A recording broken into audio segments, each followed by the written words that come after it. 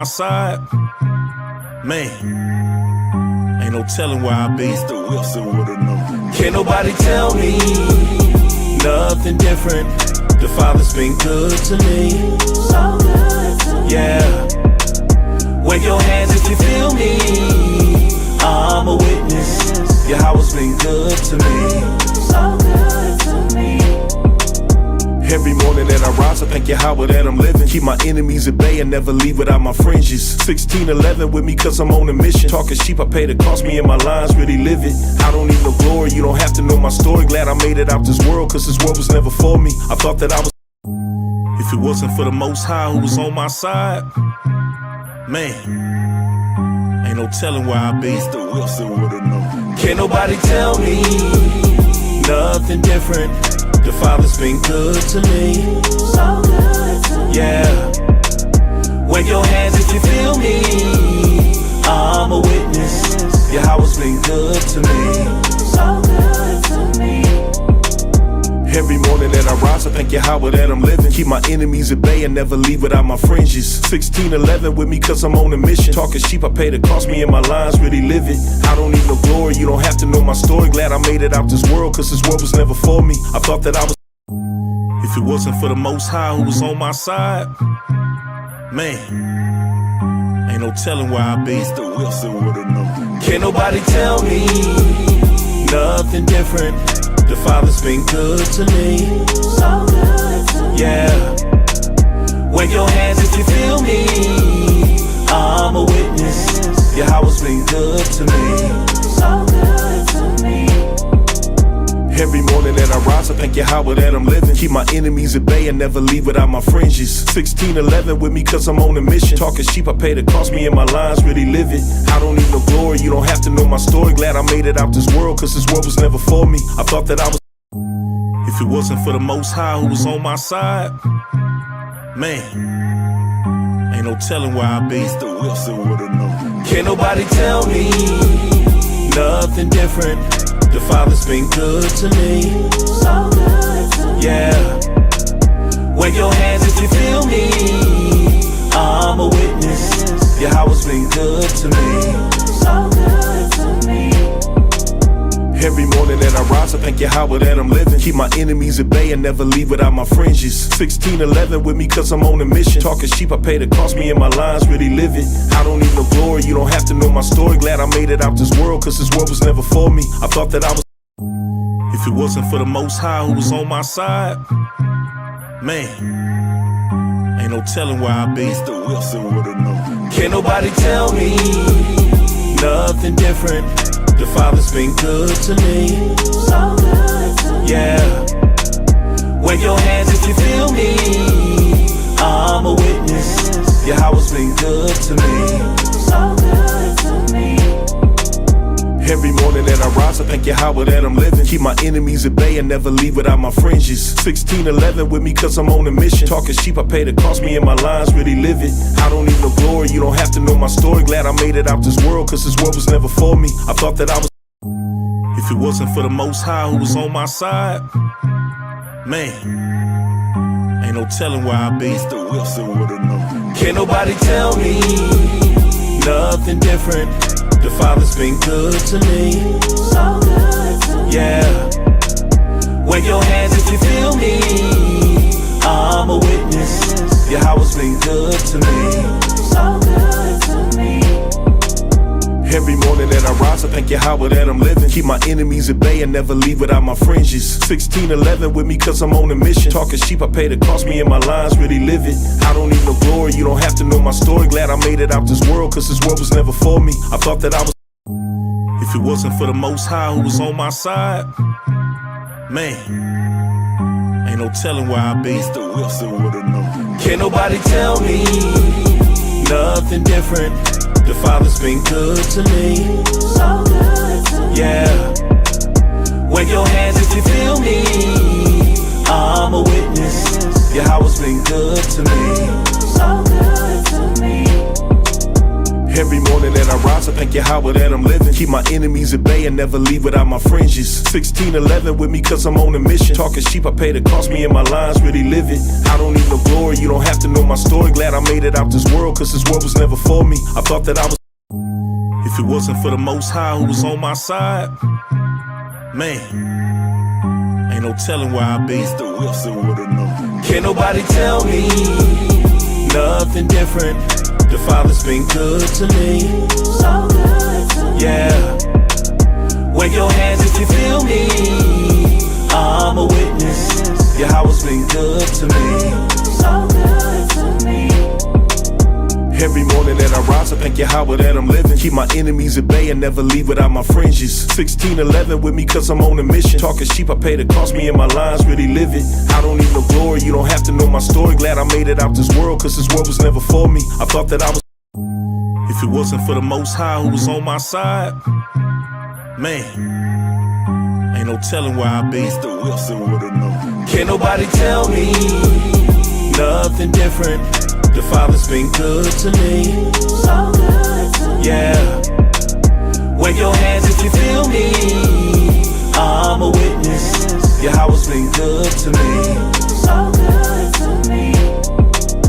Every morning that I rise, I thank Yahweh that I'm living. Keep my enemies at bay and never leave without my fringes. 1611 with me cause I'm on a mission. Talking sheep, I pay the cost, me and my lines really live it. I don't need no glory, you don't have to know my story. Glad I made it out this world cause this world was never for me. I thought that I was. If it wasn't for the Most High who was on my side, man, ain't no telling where I'd be. Mr. Wilson would've known. Can't nobody tell me nothing different. The Father's been good to me. So good to me. Yeah. Wave your hands if you feel me. I'm a witness. Yahweh's been good to me. So good to me.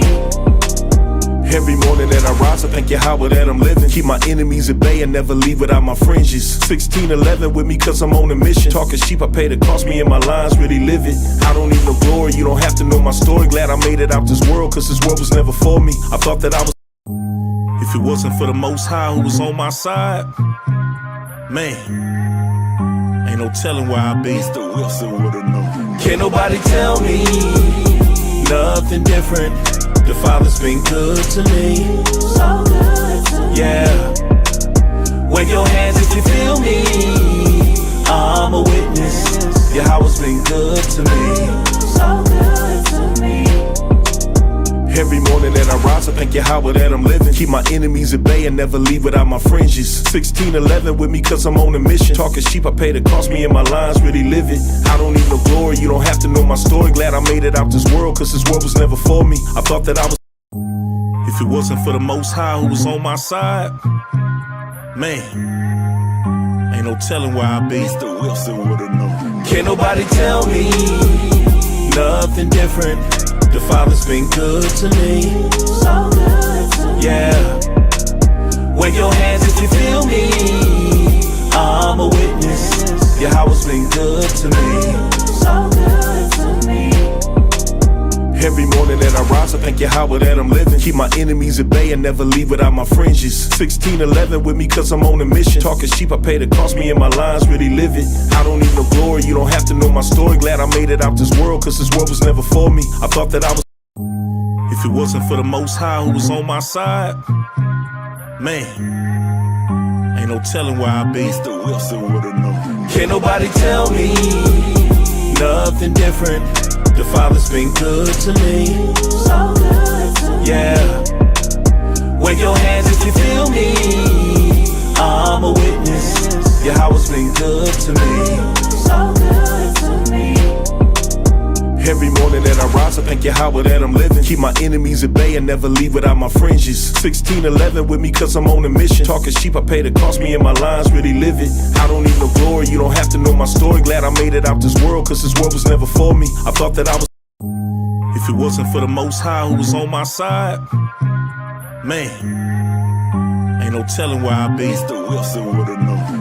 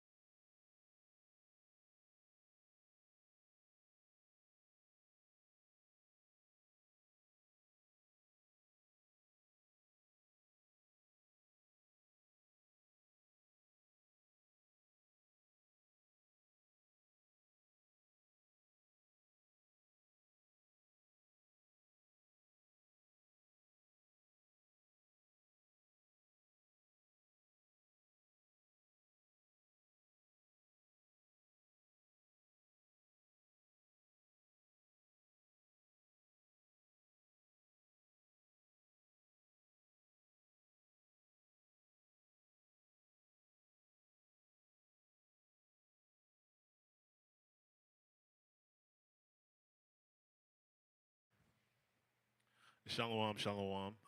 Welcome to another edition of True Nations Bible Basics class. I'm your teacher this evening.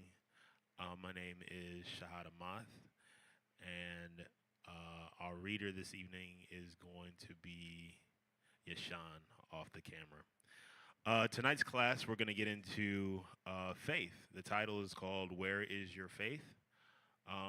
Please like and share the classes, and let's try to feed some more sheep. So let's get into it. We're going to start out at Hebrews 11 and verse 6. Go ahead and read that when you got it.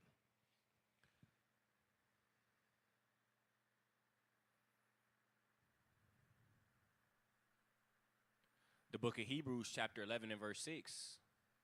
But without faith, it is impossible to please him. So it is impossible to please the Most High without your faith. Why? Read. For he that cometh to God must believe that he is. You must believe that the God of everything is actually the God of everything, right? The God, the author of this Bible, you must believe and trust that he actually exists. You must have faith in that because you don't actually have the ability to tangibly see him. No one has, right? But you actually have to believe. Read. And that he is a rewarder of them that diligently seek him. And he is as the author of the Bible, he is going to do everything that he has said that he would do in this Bible. And he has shown over and over again that he will reward those who seek him diligently, right? So faith pleases the Most High, and he rewards those who are diligent seekers, right? It's a non-negotiable bridge between the Most High and his people, the Israelites, those walking that faithful and righteous path. It's more than like a mental assist. It's more than like just something that you think about, something that you do, right? It becomes you. It becomes who you are and what you're about. It influences all of your pursuits. It influences all of the choices that you make. It influences who you are, right? It's what you believe in. Your faith is what you are propelled by, right? What you're motivated by. That's what your faith is, and we're going to see that in the Bible, right? Let's go. Read verse 1. Now faith is the substance of things hoped for, the evidence of things not seen. It's not ethereal, right? It's not this heavenly idea or this spiritual thing. No, it actually shapes your choices, your careers, your relationships, and for us, what it does is it helps us to shape and build our communities today. That's where our faith should be, right? But again, we're gonna go through the scriptures and find out where your faith is, right? Let's get James chapter 2.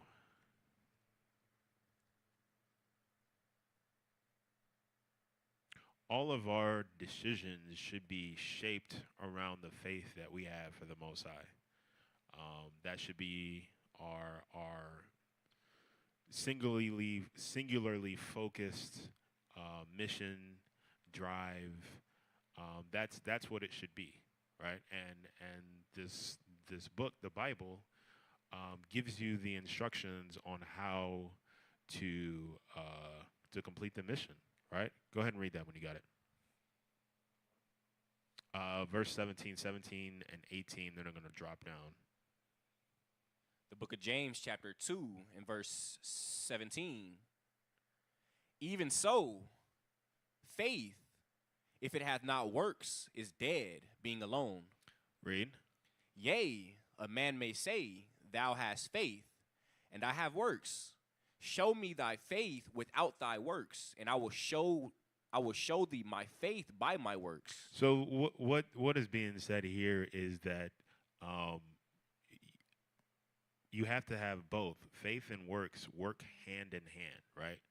Like I was saying, the faith that you have, whatever your goal is, whatever your motivation is, that's going to literally propel your hands, propel your feet, propel your thoughts, propel your actions, right? That's what that faith is.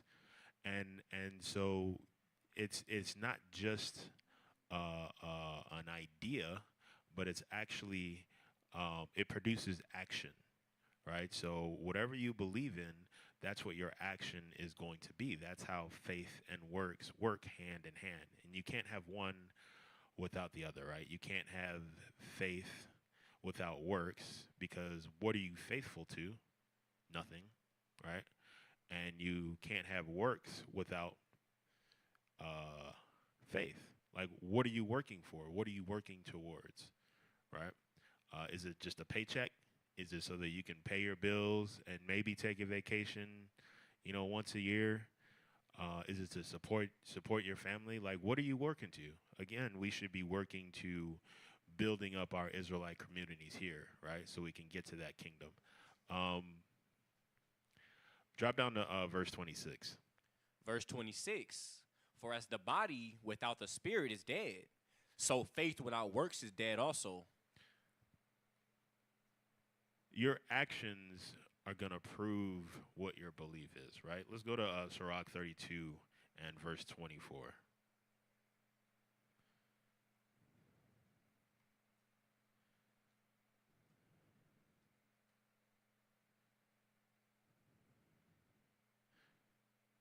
You can't have faith without work. So anyone who tells you otherwise, anyone who tells you you just have to have faith, they're lying.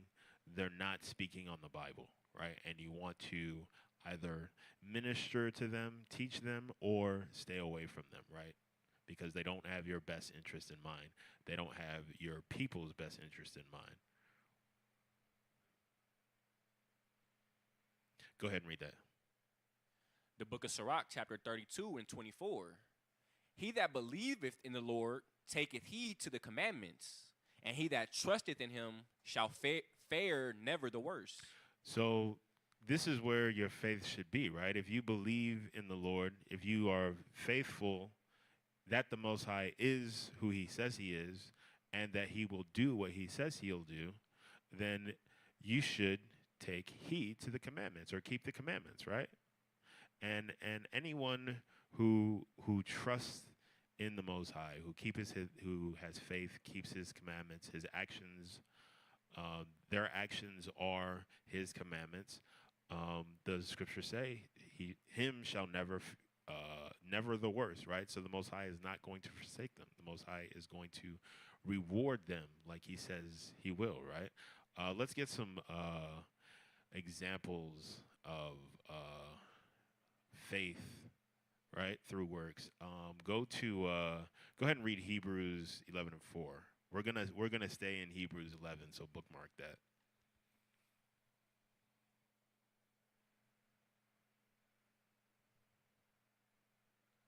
I should have told you that earlier. My bad.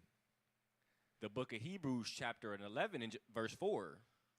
By faith Abel offered unto God a more excellent sacrifice than Cain, by which he obtained witness that he was righteous, God testifying his gifts, and by it being dead yet speaketh.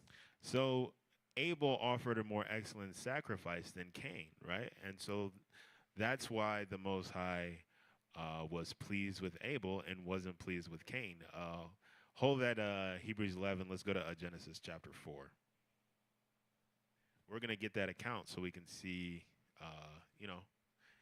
if you're not familiar with it, or if you need a refresher, we're going to run through it real quick so you can get the context, so you can get the understanding. It says, Abel offered unto the Most High a more excellent sacrifice than Cain, right? And by which he obtained witness that he was righteous. So because of the sacrifice that he offered, it showed his righteousness. It showed how much faith he had in the Most High, right? Go ahead and read that when you got it. Verse 3. The book of Genesis, chapter 4 and verse 3. And in process of time, it came to pass that Cain brought the fruit of the ground, an offering unto the Lord. So Cain brought his offering, fruit from the ground. Read. And Abel he also brought of his firstlings, of his flock, and of the fat thereof. So he brought the firstlings of his flocks. Right. Read. And the Lord had respect unto Abel and to his offering. And the Lord respected Abel's offering, right? He appreciated Abel's offering because it was truly a sacrifice, right? He gave the best of what he had. Go ahead and read. But unto Cain and to his offering he had not respect. He had not respect, right? The Most High did not appreciate Cain's offering, right? Because it wasn't a sacrifice. It wasn't the first, right? When you are faithful to something, or in this case to the Most High, right? You give to Him first before you give to yourself, right? When you are faithful to saving for whatever it is that you're trying to save for, a house, a card, some Yeezys, some Jordans, whatever it is that you're trying to save for, right? You put aside some money in savings for that before you go and blow or spend the rest of your money, right? You pay your bills, right? You pay your necessities, and then you put money aside, right, to save up for whatever it is that you want.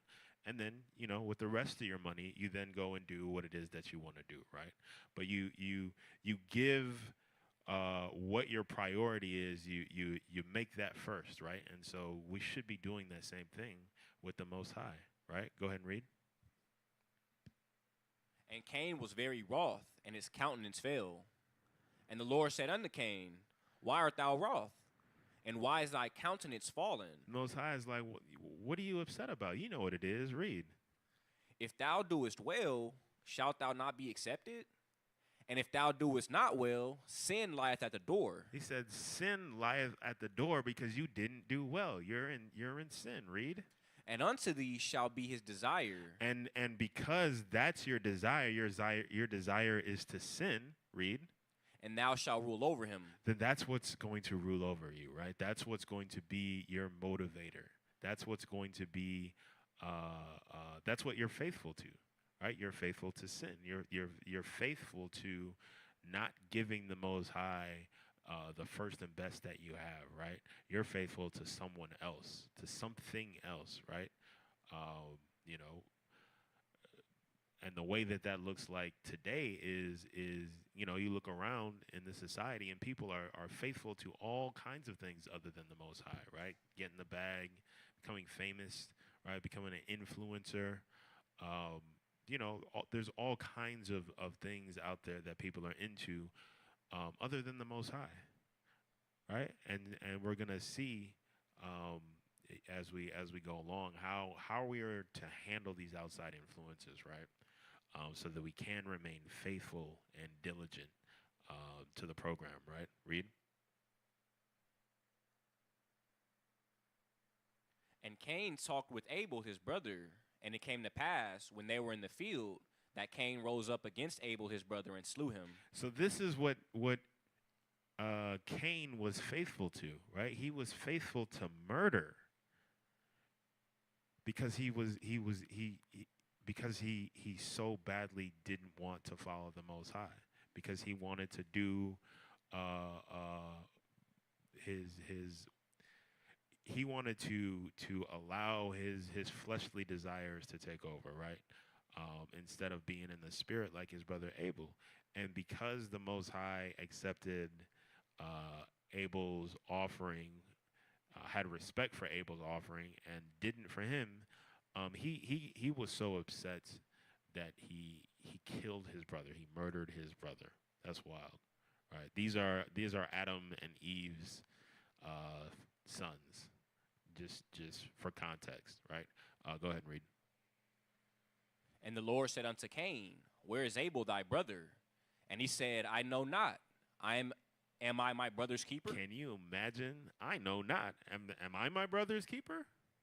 Like, that's wild to say to your creator, right? You better not talk to your parents like that, right?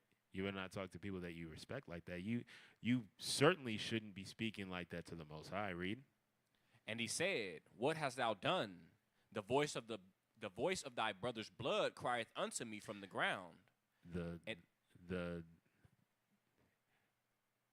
Abel is crying out. His spirit is crying out to the Most High because his brother has saluted him, has murdered him.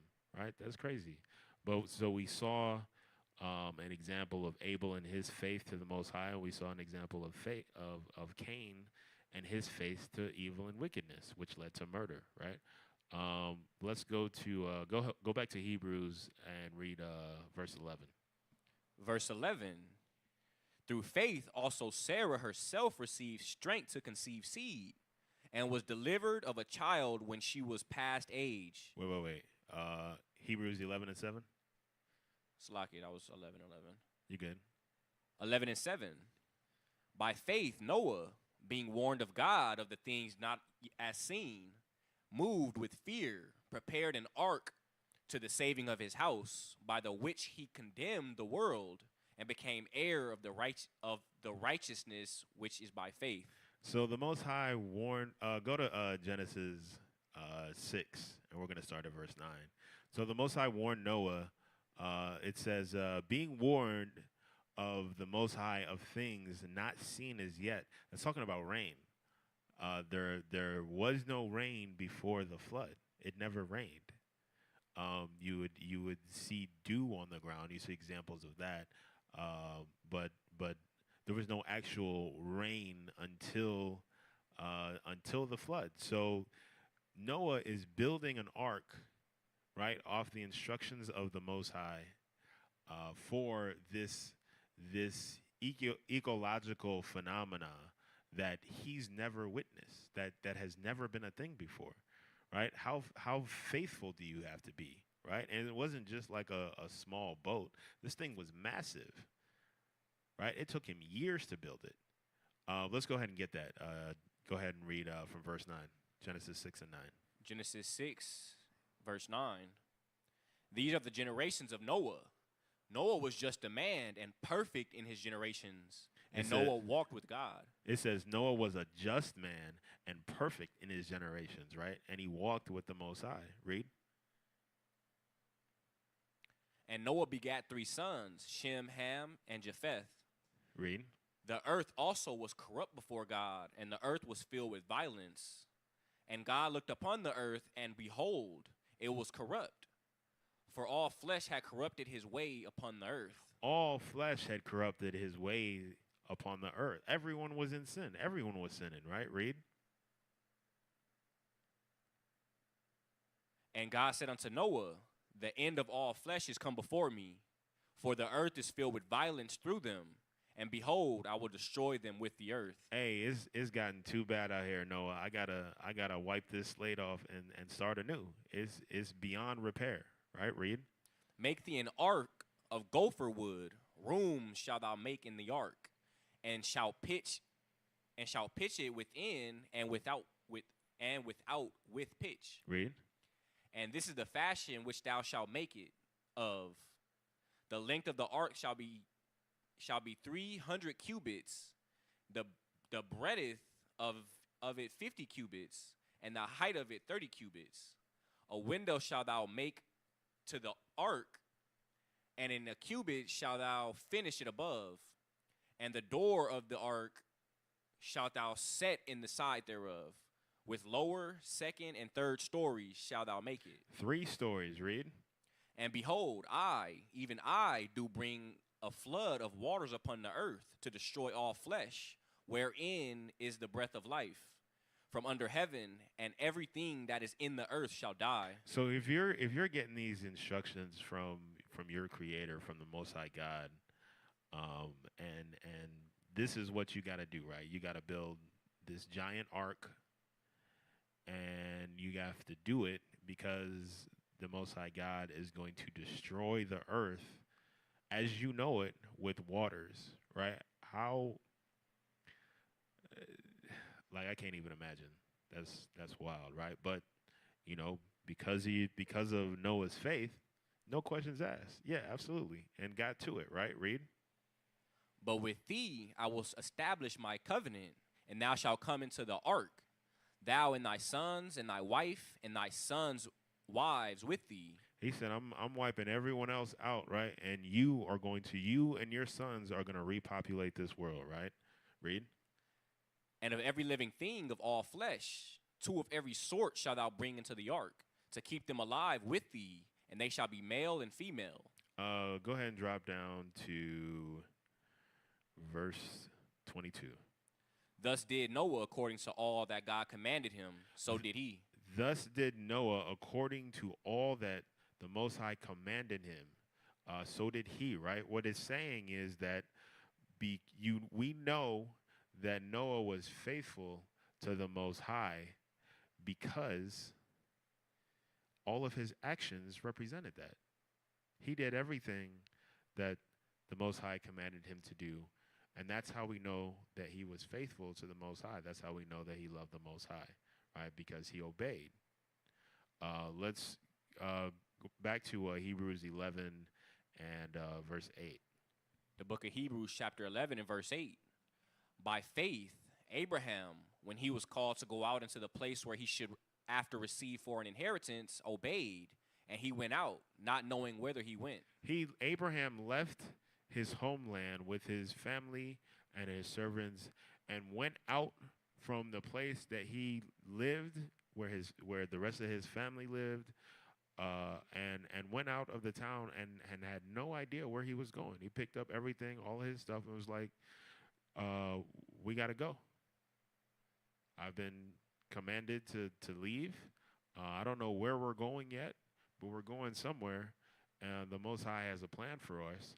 And so we gotta go. We gotta head out. Grab your stuff, pack your stuff. Let's go. Read. By faith he sojourned in the land of promise, as in a strange country, dwelling in tabernacles with Isaac and Jacob, the heirs with him of the same promise. Read. For he looked for a city which hath foundations, whose builder and maker is God.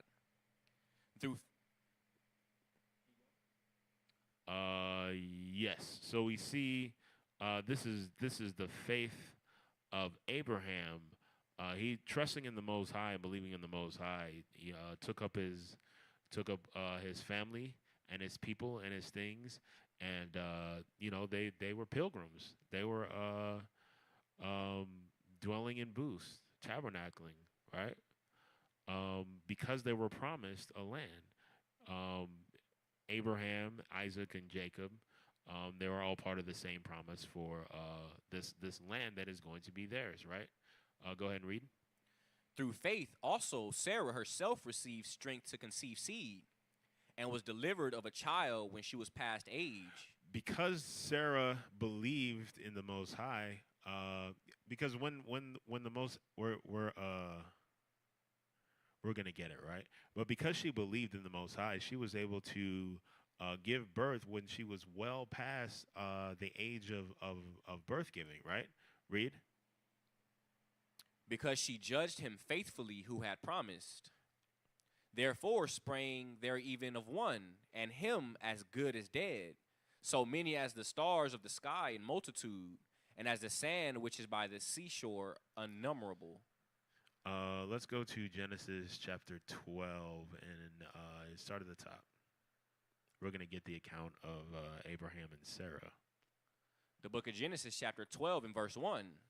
Now the Lord has said unto Abram, Get thee out of thy country and from thy kindred and from thy father's house unto a land that I will show thee. And I will make of thee a great nation, and I will bless thee and make thy name great, and thou shalt be a blessing. Here's the promise to Abraham, right? Get out of where you are right now and go to this land that I'm going to show you while you're on your way. And in that land, I'm going to give it to you, and I'm going to make a great nation out of your seed, right? Read. And I will bless them that bless thee, and curse him that curseth thee. And he's telling them how it is, right? Those that are faithful to me and walk in my ways will be blessed, and those that don't are not going to be blessed. They're going to be cursed, right? Read. and in thee shall all families of the earth be blessed. And you're going to be blessed. You're going to bless all families on the earth through your seed, right? Through your faithfulness, through your works, right? Read. So Abram departed, as the Lord had spoken unto him, and Lot went with him. And Abram was 75 years old when he departed out of Haran. He was 75 years old when he left the land that he had been dwelling in, right? Let's go to Genesis 21 and start from the top there. The book of Genesis, chapter 21 and verse 1. And the Lord visited Sarah as he had said, and the Lord did unto Sarah as he had spoken. For Sarah conceived and bare Abraham a son in his old age, at the set time of which God has spoken to him. So Sarah conceived just like the Most High told her that he would, right? Read. And Abraham called the name of his son that was born unto him, whom Sarah bare to him Isaac. Isaac, one of our forefathers, right? Let's jump back to Hebrews 11 and read verse 24. We just got the example of Abraham and Sarah and how they were blessed because of the faith that they had, right? Go ahead and read that. Hebrews 11 and 24. By faith, Moses, when he was come to years, refused to be called the son of Pharaoh's daughter. Because Moses was raised by the Pharaoh's daughter, and he had access to the best education. He had access to the best of everything, right? He was living in the king's court. He was part of the king's court. He had access to all of the royalties that one could have access to, right? He was part of the king's immediate family, right? But he refused that royalty because he understood the royalty that he was of the Most High. He understood that he was an Israelite, and that meant more to him, right? So that's what he was faithful to. Read. Choosing rather to suffer affliction with the people of God than to enjoy the pleasures of sin for a season. Read. Esteeming the reproach of Christ greater riches than the treasures in Egypt, for he had respect unto the recompense of the reward. Read. By faith he forsook Egypt, not fearing the wrath of the king, for he endured, and seeing him who is invisible. He had faith in the Most High, even though he hasn't seen him, right? And so he forsook the king, forsook the riches and the pleasures, because he loved the Most High, right? Because he was faithful to the Most High. Let's go to Exodus chapter 2.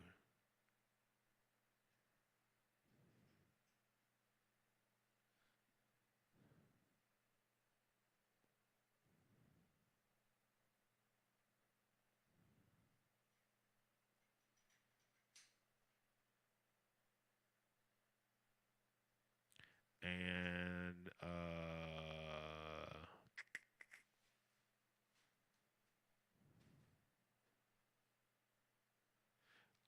start at the top. The book of Exodus chapter 2 and verse 1. And there went a man of the house of Levi and took to wife a daughter of Levi. And the woman conceived and bare a son.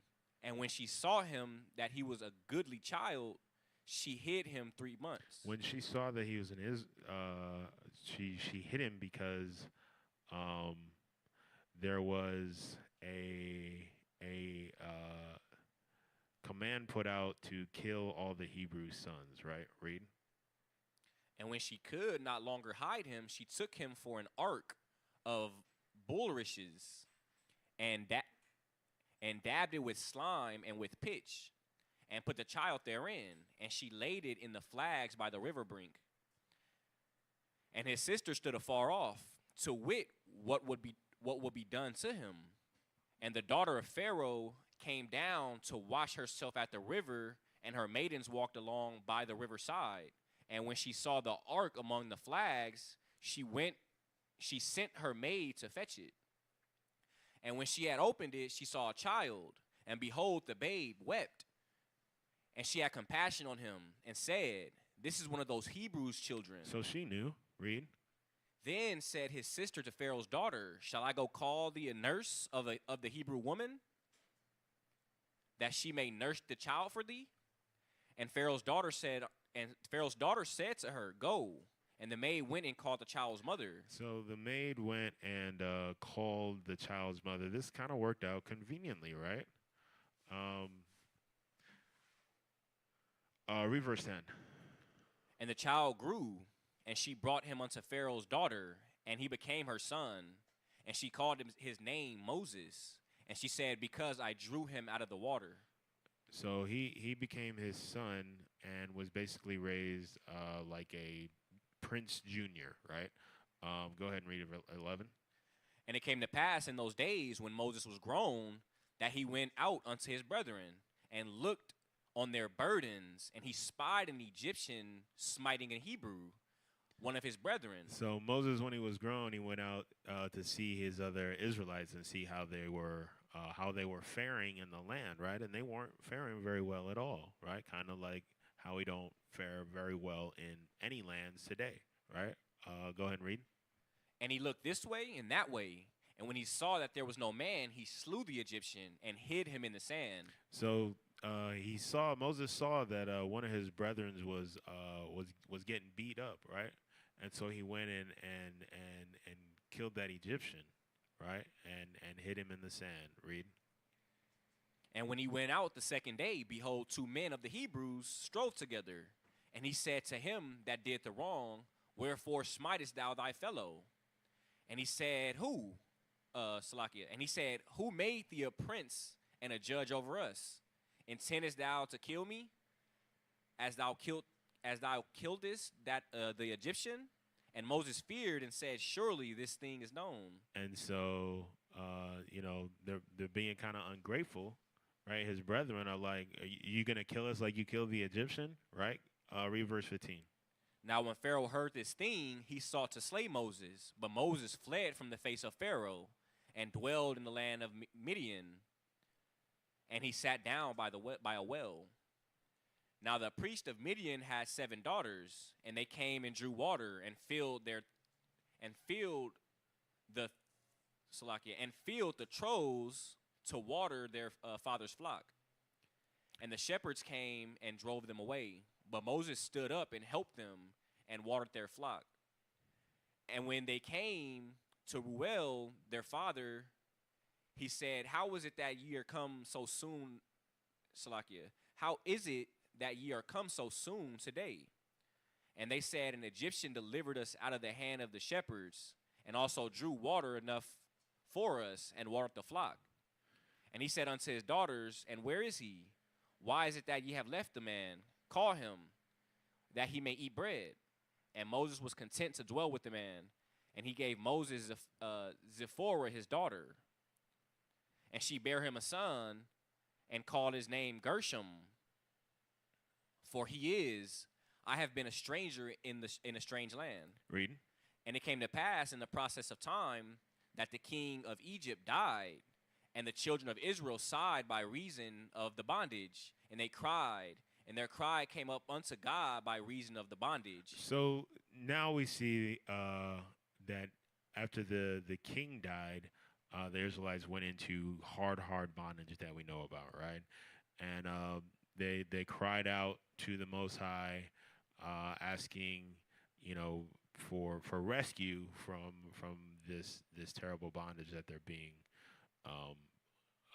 being made to endure, right? Read. And God heard their groaning, and God remembered his covenant with Abraham, with Isaac and with Jacob. And God looked upon the children of Israel, and God had respect unto them. So, Moses turned away from being an adopted royal descendant and having access to all of that glory to go be with his people, even though his people were having a pretty rough go at it at the time, right? because he had faith. He had faith in the Most High, and the Most High used him to take his people out of captivity. Right. Let's go to Numbers 14 and verse 6.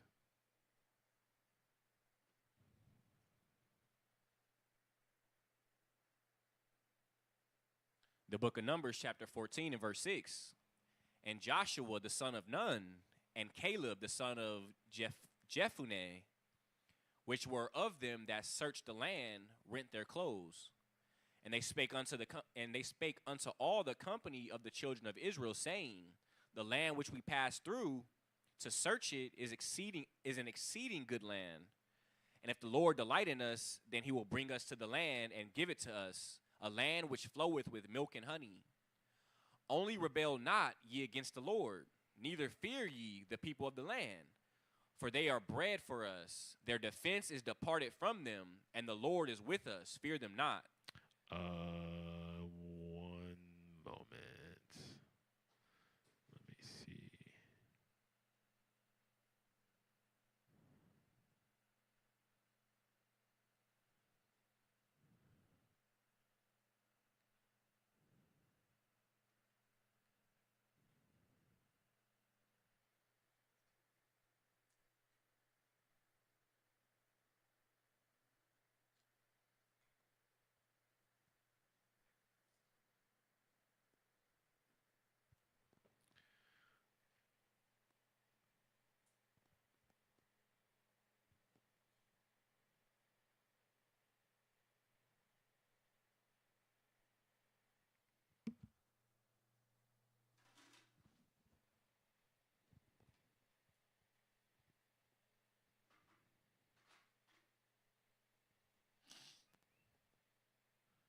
So we know the story of Joshua and Caleb. They were sent out to survey the land to see what the people in the land, what they look like, right? What their defenses were looking like, and so they go out into the land. Them and other a bunch of other men that were sent out, right? And them two, they were the only ones who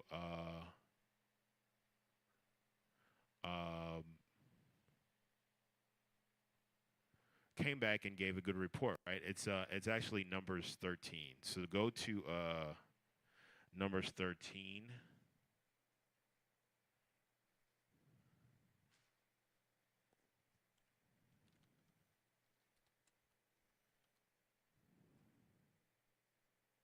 And start at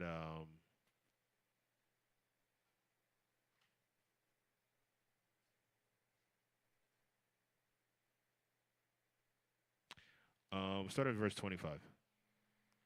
The book of Numbers, chapter 13 and verse 25.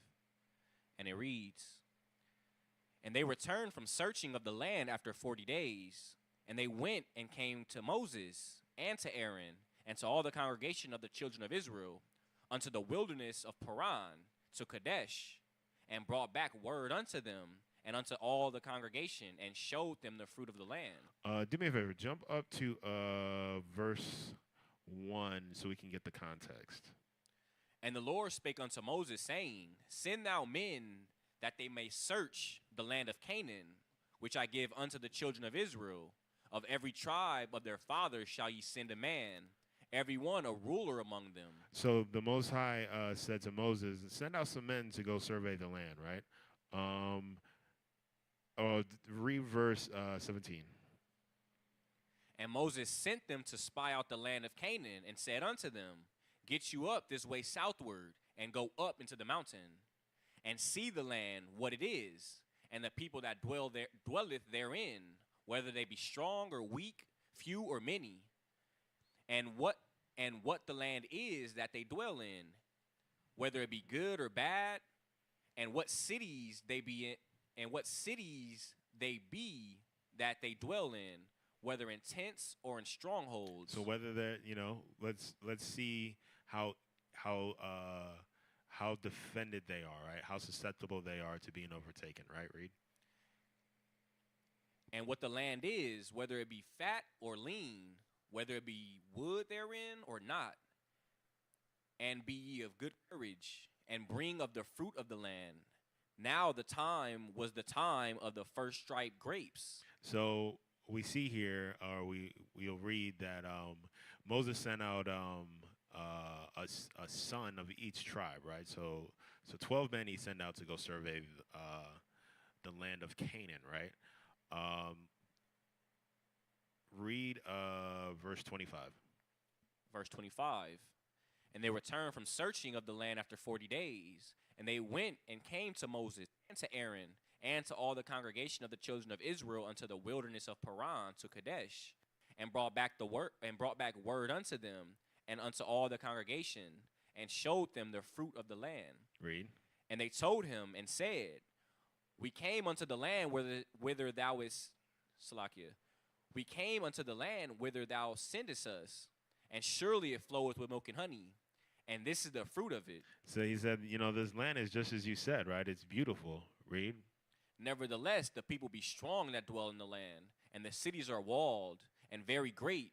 And moreover, we saw the children of Anak there. Read. The Amalekites dwell in the land of the south, and the Hittites, and the Jebusites, and the Amorites dwell in the mountains, and the Canaanites dwell by the sea, and by the coast of Jordan. And Caleb stilled the people before Moses and said, Let us go up at once and possess it, for we are well able to overcome it. But the men that went up with him said, We be not able to go against the people, for they are stronger than we. So Caleb is telling Moses, look, let's go. We can overthrow them. We can possess this land. We got this. Right? Because he was faithful unto the Most High. He trusted what the Most High had said, that he would give them this land, right? Read 31 again. But the men that went up with him said, We be not able to go up against these people, Salakia. Go up against the people, for they are stronger than we. But the other men, they weren't. Their faith wasn't as strong, right? They didn't believe that they had the means, that they had the power, that the Most High would deliver them against these other peoples, right, in the land. Read. And they brought up an evil report of the land, which they had searched unto the children of Israel, saying, The land through which we have gone to search it is a land that eateth up the inhabitants thereof, and all the people that we saw in it are men of great stature. Of great stature, Salakia. And there we saw the giants, the sons of Anak, which come of the giants, and we were in our own sight as grasshoppers, and so we were in their sight. So Caleb and Joshua were the only ones who came back and had the faith and said, we can do this. The other men didn't have the faith, right? Let's go to Luke 8 and verse 43. The book of Luke, chapter 8, and verse 43. And a woman having an issue of blood 12 years, which has spent all her living upon physicians, neither could be healed of any, came behind him and touched the border of his garment, and immediately her issue of blood stanched. And Yahushua said, Who touched me? When all denied, Peter and they that were with him said, Master, the multitude throng thee and press thee, and sayest thou, Who touched me? So there's a woman that had a blood issue, right? She's had this for 12 years, and she knows about Yahushua, right? And she knows, she believes that he is the Son of the Most High God. She believes that he is the healer, and so she makes her way to where he is, and she believes that if she is just able to touch the hem or the border of his garment, that she would be healed, right? So she touched him and was immediately healed, right? Her issue of blood was stanched, right? It was put out. But Yahushua felt it. And he said, who touched me? Well, they're in a crowd, and Peter and them said to Yahushua, like, well, there's a bunch of people probably touching you. We're in a crowd, right? And go ahead, 46. And Yahushua said, somebody hath touched me, for I perceive that virtue is gone out of me. So he perceived that virtue had gone out of him, right? He perceived that he had healed somebody, right? Energy or a piece of him left him, and he felt that, right? Go ahead and read. And when the woman saw that she was not hid, she came trembling and falling down before him. She declared unto him before all the people for what cause she had touched him, and how she was healed immediately. So this woman with that had the blood issue, she saw that Yahushua had perceived that she touched him, and so she came, she came forward and humbly explained to him in front of all the people what was going on with her and how she was healed immediately when she touched his garment, right? Read. And he said unto her, Daughter, be of good comfort. Thy faith had made thee whole. Go in peace. Be in good comfort. Thy faith had made thee whole. Go in peace. So the healer, Yahushua, said, because of your faith, right? Because of your belief in me, because of your actions, right? How you serve me, how you are committed to me in the Most High. You have been made whole by touching my garment. Go and continue to live in peace, right? Let's go to Acts chapter 4, and we're going to start at verse 32. So because of her belief in the Most High, and to believe in the Most High, she's following the Most High. She's doing as the Most High commanded.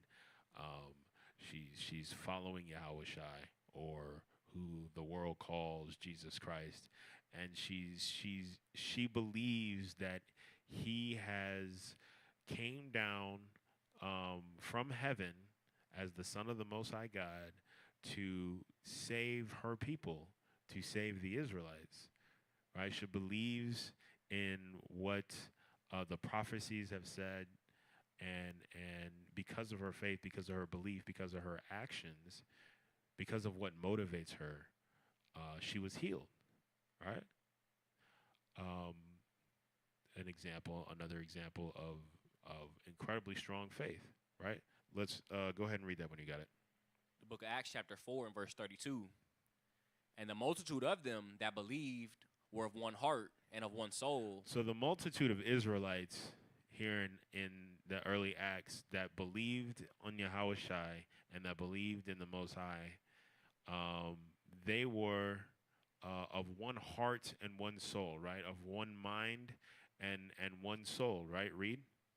Neither said any of them that aught of these things which he possessed was his own. And they were unselfish with everything that they possessed, right? Read. But they had all things in common. But they had all things in common, right? That means that every man and woman had what they needed, and no one went without, right? Read. And with great power gave the apostles witness of the resurrection of the Lord Yahushua, and great grace was upon them all. Because of the way that they were faithful to Yahushua, because of the way that they moved, because of their actions, because they followed the commandments, right? Because they loved their self just like they loved the Most High, and because they loved their neighbor, their brothers and sisters, just like they loved the Most High, because they were keeping the commandments, it was a beautiful and harmonious thing, right? Everything, it was a great witness to the power of the Most High and His Word, right? Because when you have a multitude that is moving on one accord, and that accord is the Word of the Most High, and everyone has that faith to motivate them to keep these commandments, you have what's called a utopia, right? And it is a witness. It is what's the word I'm looking for?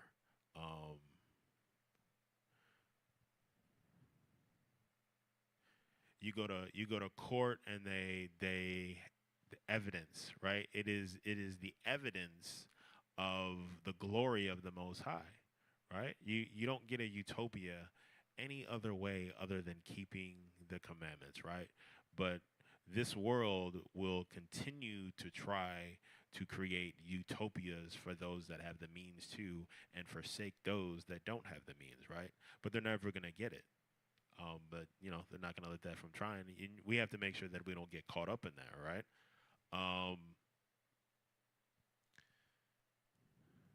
Go ahead and read. Verse 34. Neither was there any among them that lacked, for as many as were possessors of lands or houses sold them, and brought the prices of the things that were sold, and laid them down at the apostles' feet, and distribution was made unto every man according to as he had need. So this community, this multitude of believers, were so faithful to the word, to the Most High, that they sold the things that they had, and went to the apostles and had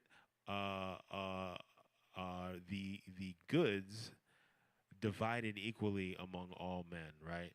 According to their needs, right? So everybody had plenty and none was going without, right? And that is the reward for the faith in the Most High, right? Let's go to Matthew 14, and we're going to start at verse 28.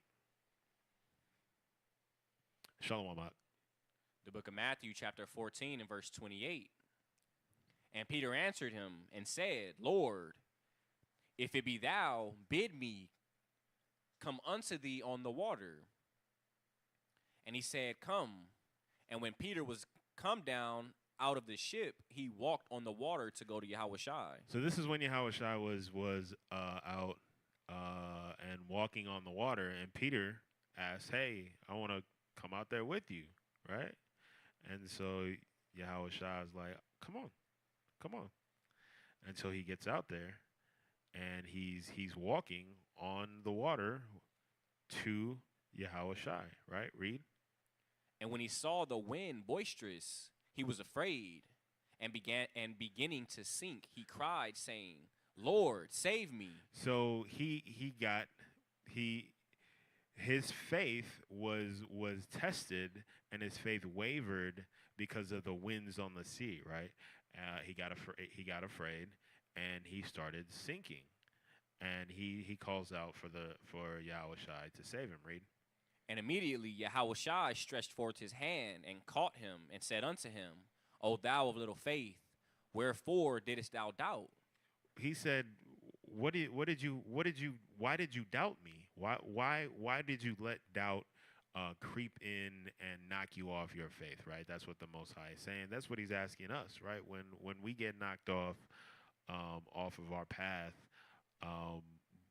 there's no logical reason, there's no reasonable reason for us to depart from this word, to depart from keeping these commandments, right? Because that's like I said before, that's the only way that we create that utopia being the next kingdom, right? The new kingdom. So we have to make sure that we're preparing ourselves, that we're doing the things that we need to do, so that we're not knocked off our path, right? So that our faith, when it's tested, doesn't waver, right? So let's see how to handle some obstacles that will undermine our faith, right? Let's see what the word says about how to handle these obstacles. Go to Isaiah 41 and verse 10.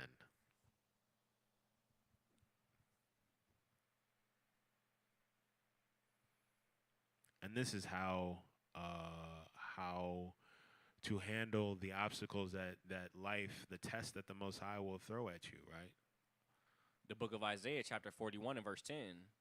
Fear thou not, for I am with thee. So don't fear, right? Don't have any fear. There's no reason for you to fear anything as long as you're faithful to the Most High. He says that he's going to be with you, and there's nothing to fear, right? Read.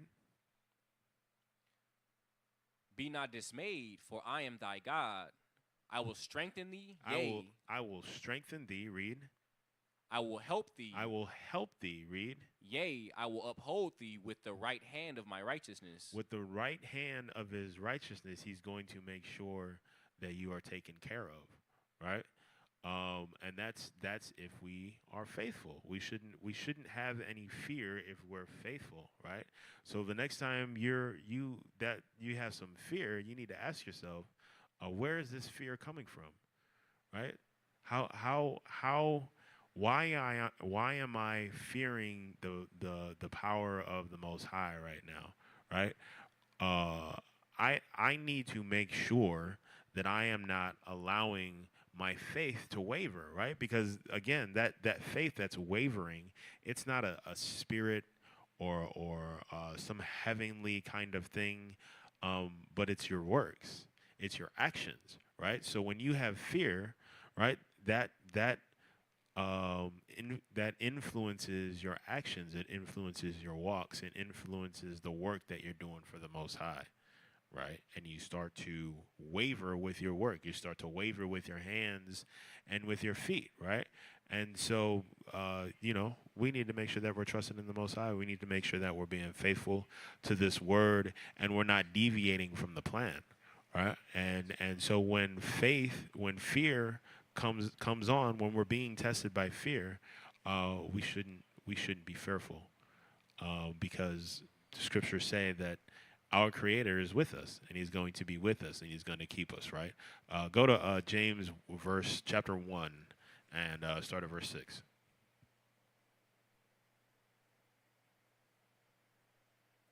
The book of James, chapter 1, verse 6. But let him ask in faith, nothing wavering. For he that wavereth is like a wave of the sea, driven with the wind and tossed. So it says, let him ask in faith, right? Not wavering.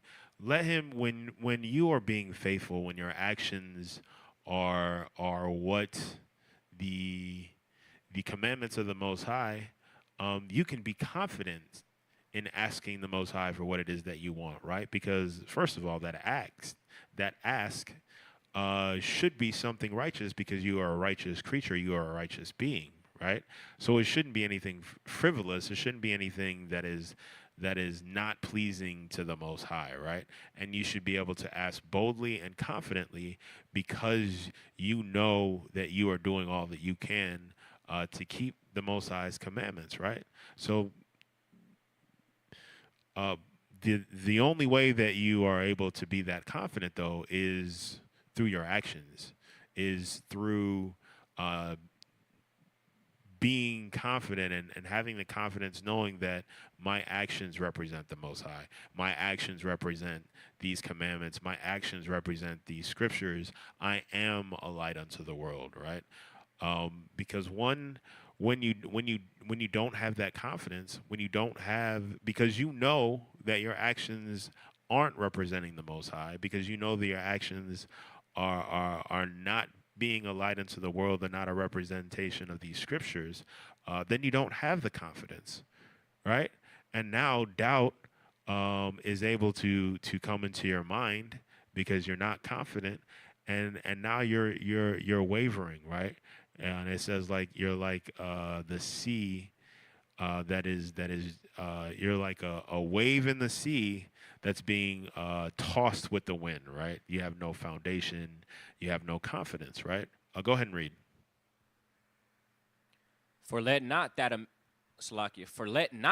man think that he shall receive anything of the Lord. The Most High is not going to bless you if you are not faithful to Him, right? If your actions don't show it. Read. A double-minded man is unstable in all his ways. And that man is unstable in all his ways, right? So you don't want to be that man, and you don't want to be around that man, right? Isaiah 59 and verse 1. The book of Isaiah, chapter 59, and verse 1. Behold, the Lord's hand is not shortened, that it cannot save. The Most High, there's nothing that the Most High cannot reach and pull you away from and save you, right? Read. Neither is his ear heavy, that it cannot hear. All you have to do is ask, and he will hear you if you are faithful, right? Read. But your iniquities have separated between you and your God. But it's not anything, any doing of the Most High. It's not the want of the Most High, but it's you and your iniquities, right? It's you and your lack of faithful and righteous actions, right? It's you and your decision making abilities. It's you deciding that you want to do what you want to do and not do what these scriptures say, right? You are the one that is separating and creating a divide between you and your maker. Read. And your sins have hid his face from you, that he will not hear. Your sin, you have hid yourself from the Most High. It's your fault, right? And this happens when you are in sin, when you're being disobedient. Right? So you need to make sure that you, because it's not the Most High, it's you. You need to make sure that your actions, that your faith is doing what the Most High has commanded us to do. Make sure that we're taking our instructions and we're motivated by this word. Right? Let's go to 1 John 2, and we'll start at verse 15. 1 John chapter 2 and verse 15. Love not the world, neither the things that are in the world. If any man love the world, the love of the Father is not in him. So if you love this world, if you're chasing the bag, if you're chasing the things that society glorifies, if that's what you're motivated by, if that's what you're driven by, then you're not. You don't have love for the Most High. Right, because you can't love this world or anything in it and love the Most High. It's one or the other. This world is given to the hand of the wicked, so everything in it is wicked, right? So you have to abandon your love for the things of this world in order to have that faith of the Most High, right? There's no way around it. Read. And the world passeth away, and the lust thereof, but he that doeth the will of God abideth forever. Little children. Let's go to Deuteronomy chapter 30, right? So we just saw how to handle fear, doubt, sin and disobedience, and the worldly influences, right? We got to turn away from all of those things in order to be faithful to the Most High, right? And now we're going to get examples of what our faith looks like today, right? This is how our walk should look like. Go ahead, Deuteronomy chapter 30 and verse 1 when you've got it. The book of Deuteronomy chapter 30 and verse 1. And it shall come to pass when all these things are come upon thee, the blessing and the curse. If you haven't read the blessings and the curse in Deuteronomy 28, you should read that from start to finish, right? Go ahead and read. Which I have set before thee, and thou shalt call them to mind among all the nations, whither the Lord thy God hath driven thee, and shalt return unto the Lord thy God, and shalt obey his voice according to all that I have commanded thee this day, thou and thy children with all thine heart and with all thine soul. So this is a thing that shall come to pass, right? So this is a prophecy. It will happen, right? We just don't know when. But it says when you have experienced the blessings and the curses which the Most High set before us in chapter 28, right? He said if we keep his commandments, we're going to be blessed, and these are the ways that we're going to be blessed. But if we choose not to keep his commandments, then we're going to be cursed, and these are the ways that we're going to be cursed, right? And so when we experience all of the blessings, and as a people experience all of the curses, right? And when we recall this word, our history, when it starts to come back to us, when we start to recall who we are again, right, and start to keep this word and keep these commandments again, right? Go ahead and read. And 3. that then the Lord thy God will return thy captivity and have compassion upon thee. That's when the Most High God is going to turn our circumstances, right? He's going to have compassion on us, right? Read. And will return and gather thee from all the nations, whither the Lord thy God hath scattered thee. And he's going to pluck us up out of all of these nations where we've been scattered because of the curses, right? Read. If any of thine be driven out unto the outmost parts of heaven. I'm sorry. Go to Revelations 14 and 12. The book of Revelations, chapter 14 and verse 12. Again, what we're looking at is what faith looks like in our walk today, right? And what it looks like is turning away from sin, and as a people, as a community, coming back into these commandments, right? Coming back to keeping these commandments, all of these commandments, right? That's the way that we're able to do that is as a people moving and keeping the commandments. That means coming together and being servants to one another. That's how we show that we are obedient and faithful to the Most High, right? Read that Revelations 14 and 12 when you got it. The book of Revelation, chapter 14, verse 12. Here is the patience of the saints. Here are they that keep the commandments of God and the faith of Yahushua. You to have faith in Yahushua, you have to keep the commandments of the Most High, because that's what he taught, right? There's no other way around it. That's so keeping the commandment is showing your faith, right? Malachi chapter 3 and verse 10. This is how we are faithful through economics, right? Go ahead and read. The book of Malachi, chapter 3 and verse 10. Bring ye all the tithes into the storehouse, that there may be meat in mine house. And tithes wasn't actually money; it was goods, right? Go ahead and read. And prove me now wherewith, saith the Lord of hosts, if I will not open, Salakia, if I will not open you the windows of heaven and pour you out a blessing, that there shall not be room enough to receive it. If you are faithful with your goods, right? If you are faithful with your tithes, if you are faithfully giving back to your community, to ensure that no one goes without, not only will no one go without, but you are going to be abundantly blessed, right? More than you can even imagine, more than you can receive, right?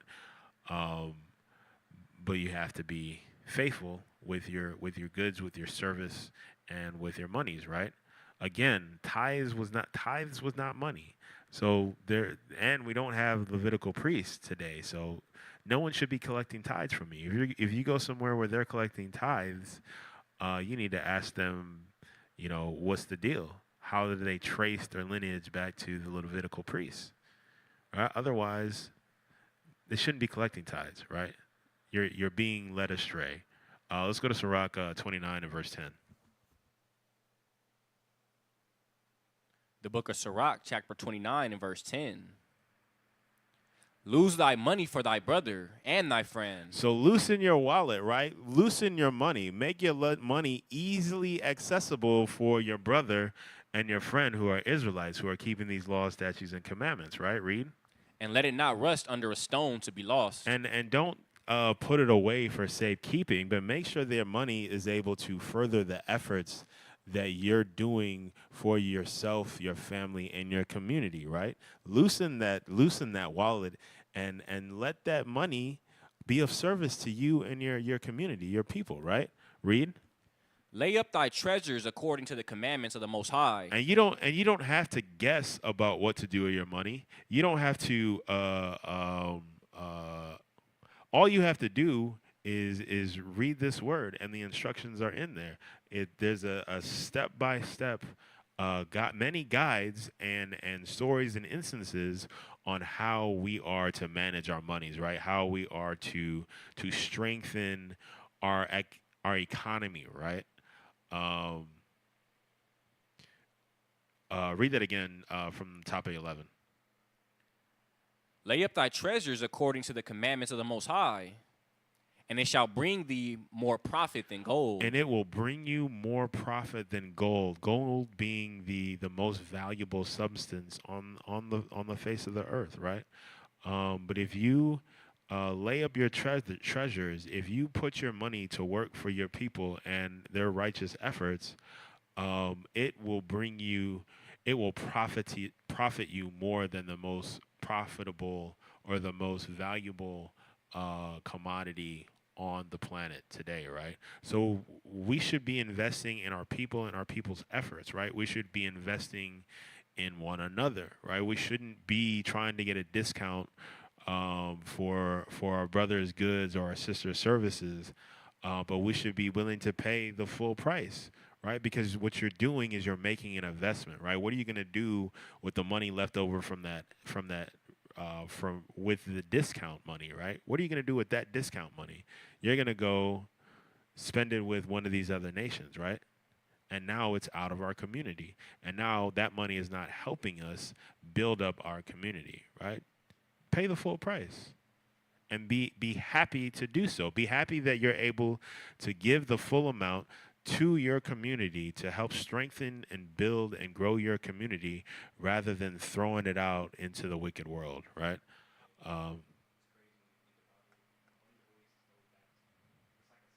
Yeah, that's exactly what it is. Yashawn was saying it's like a cycle, right? That's exactly what it is. What we see in this society today is that the strongest economic group of people, right? The people who spend the most money, blacks in America, cycle the dollar within our community. I think it's maybe 2 or 3 times, and I think outside of our communities, they cycle their money within their communities is like 10 times or so, right? So their money is continuing to further their efforts to build up their community, right? Because they build within their community and they strengthen within their community. And we don't do that. We don't do that because we don't know who we are. We try to go jump in and be indoctrinated and be a part of these other communities that we're not. And they know that they're not. They know that we're not, right? And so they don't treat us the same way as they treat their own people, right? And they certainly don't give us the keys, give us the tools, give us the ability to build within ourselves, but much rather they do what they can to stunt or to dissuade us from building amongst one another, right? They put us in situations where this I could go on and on about this, right? But the point of the matter is that we should be investing in our people, in our community as much as possible, right? Let's go to Isaiah 58 and 12. And we're going to wrap this up. The book of Isaiah, chapter 58 and verse 12. Chapter 58 and verse 12.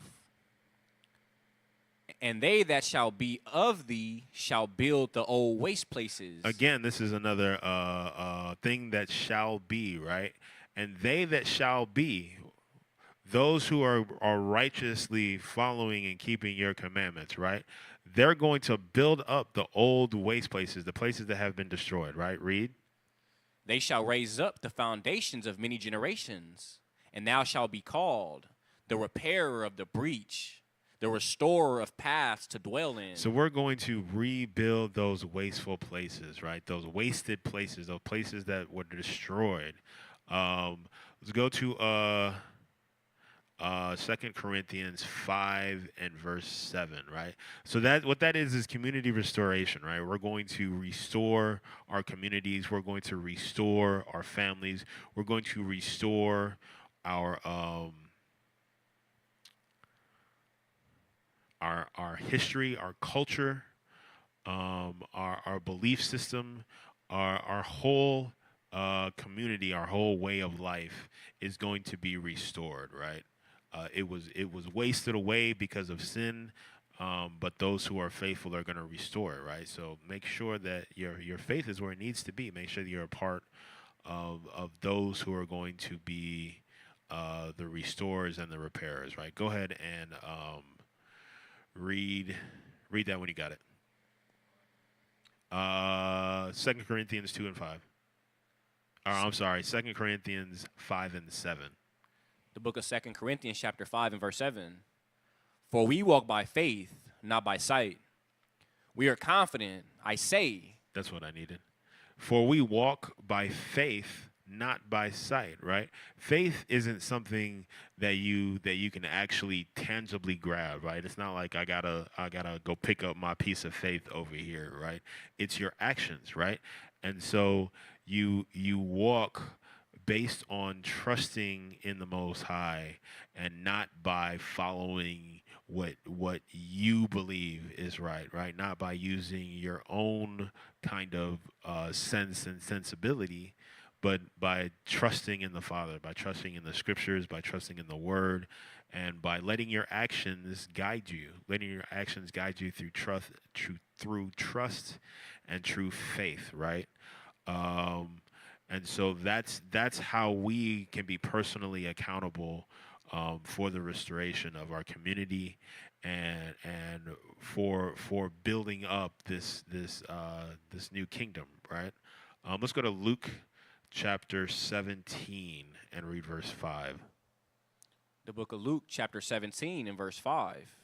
And it reads, And the apostles said unto the Lord, Increase our faith. So the apostles said unto the Lord, increase our faith, right? So when we are struggling with our faith, when we are being tested and having issues overcoming those tests, one of the options that we have, a very good option that we have, is prayer. Pray to the Most High and ask for your faith to be increased. Right, that's always an option that you have, and you can pray anytime. So it's important. That's one of your actions. Also, that's how you show that you're faithful by praying and speaking with the Most High, thanking Him for the blessings that He's bestowed upon you, and asking for future blessings as well. Right.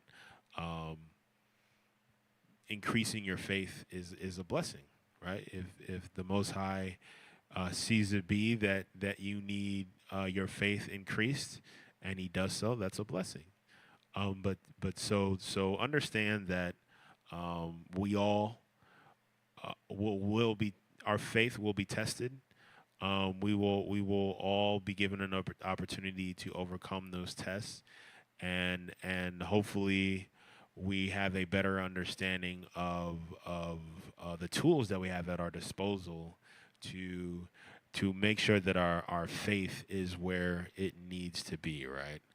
I want to thank you again for tuning in to another Bible Basics class. Please like and share the classes. We've got classes just about every night. And on the weekend we have a plethora of classes as well. So tune into our classes, like, subscribe, and share, and keep the faith. And with that, I say, Kwame Asherallah. If it wasn't for the Most High who was on my side, man, ain't no telling where I'd be. Mr. Wilson would've known. Can't nobody tell me nothing different. The Father's been good to me. So good to me. Yeah. Wave your hands if you feel me. I'm a witness. Yahweh's been good to me. So good to me. Every morning that I rise, I thank Yahweh that I'm living. Keep my enemies at bay and never leave without my fringes. 1611 with me cause I'm on a mission. Talking sheep, I pay the cost, me and my lines really live it. I don't need no glory, you don't have to know my story.